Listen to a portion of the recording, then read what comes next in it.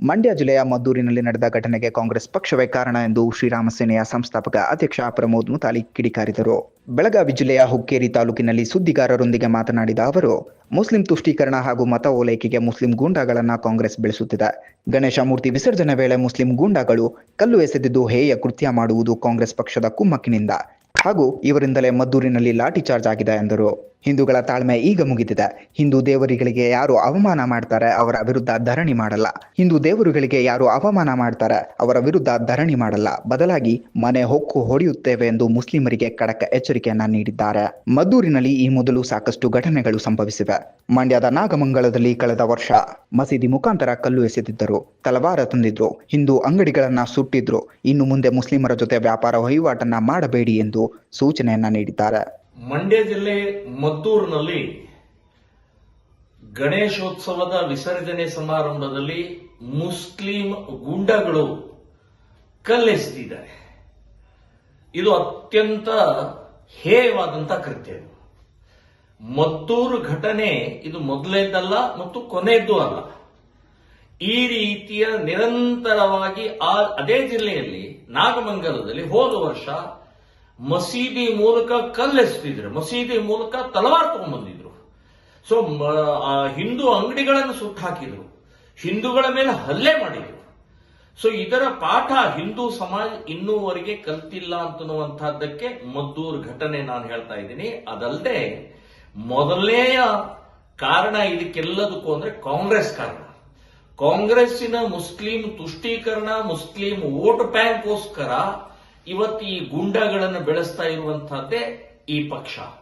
So ಈ ಪಕ್ಷದ ಕುಮ್ಮಕ್ಕಿನಿಂದಲೇ, ಈ ಪಕ್ಷದ ನಿರಂತರವಾಗಿ ಅವರನ್ನ ಬೆಳೆಸ್ತಾ ಇರುವಂತಹದ್ದೇ ಇವತ್ತು ಕಾಂಗ್ರೆಸ್ಸಿನ ನೀತಿ. ಮದ್ದೂರಿನಲ್ಲಿ ನಡೆದಂತಹ ಘಟನೆ ಮದ್ದೂರಷ್ಟೇ ಅಲ್ಲ, ಸಾಗರದಲ್ಲಿ ಒಂದು ಮನೆ ಮೇಲ್ಗಡೆಗೆ 2 ಮಕ್ಕಳು ಆ ಗಣೇಶನ ಮೇಲೆ ಉಗುಳುತ್ತಾರೆ.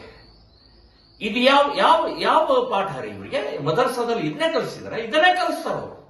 ಮಸೀದಿಗಳು ಇದನ್ನೇ ಹೇಳ್ತಾರ. ಸೊ ಅವರು ಏಕದೇವೋಪಾಸಕರು, ನಾವು ಬಹುದೇವೋಪಾಸಕರು. ಸೊ ನಾವು ಮೂರ್ತಿ ಪೂಜಕರು. ಅವ್ರ ಮೂರ್ತಿ ನಂಬೋದಲ್ಲ, ದೇವಸ್ಥಾನ ಭಗ್ನ ಮಾಡುವಂತವ್ರು, ಒಡೆಯುವಂತವ್ರು. 1000 ವರ್ಷದಿಂದ ಈ ದೇಶದಲ್ಲಿರುವಂತಹ ಲಕ್ಷಾಂತರ ದೇವಸ್ಥಾನಗಳನ್ನು ಒಡೆದು ಹಾಕಿದಂತವರು ಇವತ್ತು ಗಣೇಶನನ್ನ, ಸಾರ್ವಜನಿಕ ಗಣೇಶನ ಮೇಲೆ ಹಲ್ಲೆ ಮಾಡಿದ್ದು, ಮದ್ದೂರಿನಲ್ಲಿ ಲಾಠಿ ಚಾರ್ಜ್ ಮಾಡಿದ್ದು, ಇದೆಲ್ಲವೂ ಕೂಡ ಕಾಂಗ್ರೆಸ್ಸಿನ ಕುಮ್ಮಕ್ಕು ಅಂತನ್ನುವಂಥದ್ದು ಹೇಳ್ತಾರೆ. ಡಿಜೆ ಹಳ್ಳಿ, ಕೆಜೆ ಹಳ್ಳಿ ಇರ್ಬೋದು, ಇವತ್ತು ಶಿವಮೊಗ್ಗದ ರಾಗಿಗುಡ್ಡದ ಇರ್ಬೋದು, ಹುಬ್ಬಳ್ಳಿಯ ಈ ಹಳೆ ಹುಬ್ಬಳ್ಳಿ ಘಟನೆ ಇರ್ಬೋದು, ಅಲ್ಲಿ ಕೇಸನ್ನು ವಾಪಸ್ ತಗೊಳ್ಳುವಂತ ಎಂಥ ನೀಚತನ ಮಾಡ್ತಾ ಇದ್ದಾರೆ. ಯಾರು ಕೇಸ್ ವಾಪಸ್ ತಗೊಳ್ತಾ ಇದ್ದಾರೆ? ಗುಂಡಾಗಳಿಂದ, ರೌಡಿಗಳಿಂದ. ಸೊ ಇದು ಭಯೋತ್ಪಾದಕರ ಕೇಸನ್ನು ವಾಪಸ್ ತಗೊಳ್ತಾರೆ ನೀವು. ಸೊ ಇದೇ ಕುಮ್ಮಕ್ಕು, ಇದೇ ಇವತ್ತು ಪ್ರಚೋದನೆ, ಇದೇ ಹಿಂದೂಗಳ ಮೇಲೆ ಆಗ್ತಾ ಇರುವಂತಹ ಹಲ್ಲೆ.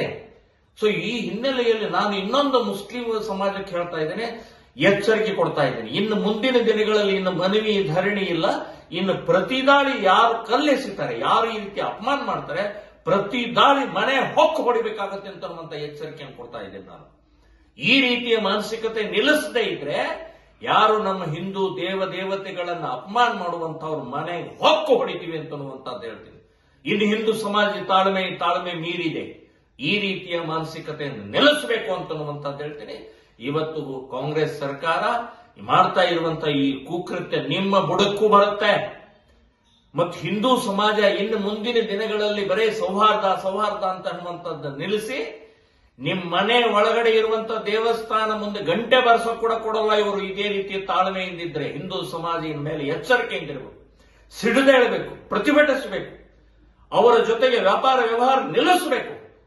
ಅವರನ್ನು ಇಂಥ ಗೂಂಡಾಗಳ ಪ್ರವೃತ್ತಿಯ ಮಾನಸಿಕತೆಯನ್ನ ಇವತ್ತು ಎಲ್ಲಿ ಇದ್ರೂ ಕೂಡ ಅದನ್ನು ಪ್ರತಿಭಟನೆ ಮನೋಭಾವದಿಂದ ಹಿಂದೂ ಸಮಾಜ ಬೆಳೆಸ್ಕೊಳ್ಬೇಕು, ಹಿಂದೂ ಸಂಘಟನೆಗಳಿಗೆ ಸಪೋರ್ಟ್ ಮಾಡಬೇಕು ಅಂತನ್ನುವಂಥದ್ದು ಹೇಳ್ತೀನಿ. ಮದ್ದೂರು ಘಟನೆ ಇದೊಂದು ಪಾಠ ಆಗಬೇಕು ಅಂತನ್ನುವಂಥದ್ದು ಈ ಸಂದರ್ಭದಲ್ಲಿ ನಾನು ಹೇಳ್ತೇನೆ.